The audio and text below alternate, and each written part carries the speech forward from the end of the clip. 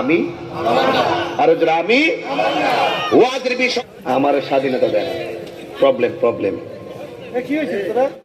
কোন বিশ্বাস আরো জোরে বলুন।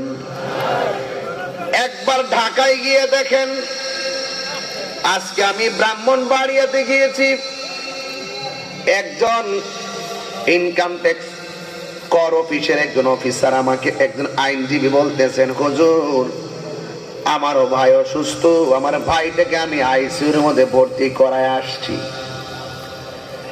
এখন আইসিইউর মধ্যে ভর্তি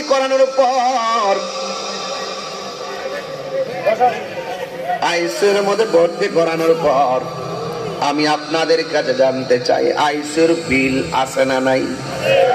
এই আওয়াজে মানি না আছে না নাই? দিনে কয় হাজার? কিছু আছে 25,000, কিছু আছে 50,000, আবার কিছু আছে 70,000। পার ডে 50,000 গণতে হয়, গণতে হচ্ছে। আইসিইউর মানে কি ও বন্ধুরে?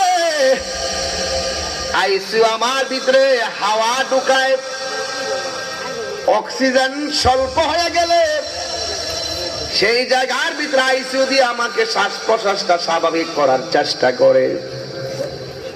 এখন আমার প্রশ্ন হলো, আপনারা যে মাহফিলের মধ্যে এসেছেন, আপনারা যদি কথা কন, আমি একবারই বলছি, আপনি এখানে আসলে হজবরল, এজন্য আমার ইমেজ ঠিক থাকে না।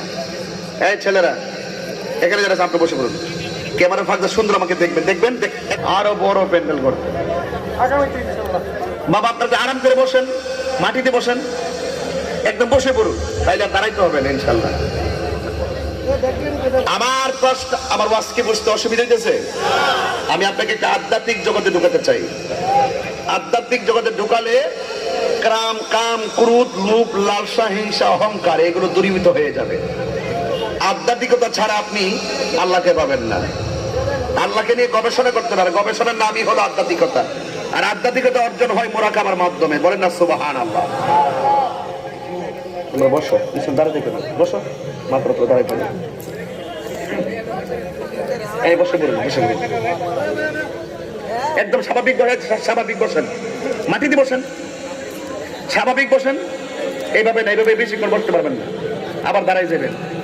মাটিতে বসে পড়ুন।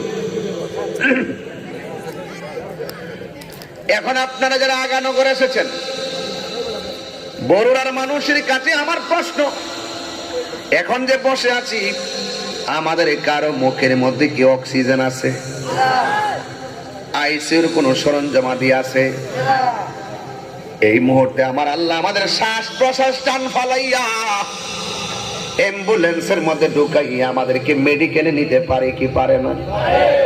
এই জন্য আল্লাহ যখন আপনাকে স্বাভাবিক অবস্থা রাখবে, ওই আইসিইউর মধ্যে ঢুকবার আগে, ওই বিপদে পড়বার আগে, বিছানার ভিতরে অসল হয়ে পড়বার আগে, মসজিদের মধ্যে যখন আজান হয়ে যাবে, ওই মসজিদে দৌড়াইয়া দৌড়াইয়া যাওয়ার দরকার আছে না নাই?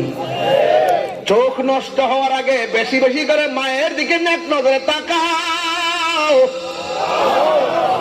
পাগুলো অচল হওয়ার আগে দৌড়াইয়া দৌড়াইয়া মসজিদে যাও, ঠিক কিনা?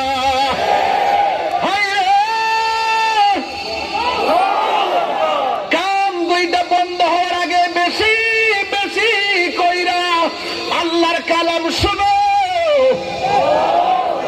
চোখ দুইটা শেষ হওয়ার আগে বেশি বেশি করে আল্লাহর কালাম পড়ো। জবানটা বন্ধ হওয়ার আগে বেশি বেশি করে জবান দিয়া বলো গাফুরুর রহিম নাম তোমার আল্লাহ, আল্লাহ আল্লাহ গাফুরুর রহিম। সবাই আল্লাহ আল্লাহ আল্লাহ। গুনার বোঝা মাথাইলো কানতেছি কন্যা আল্লাহ। আও দিলটা নরম করে কন্যা আল্লাহ। আরে গো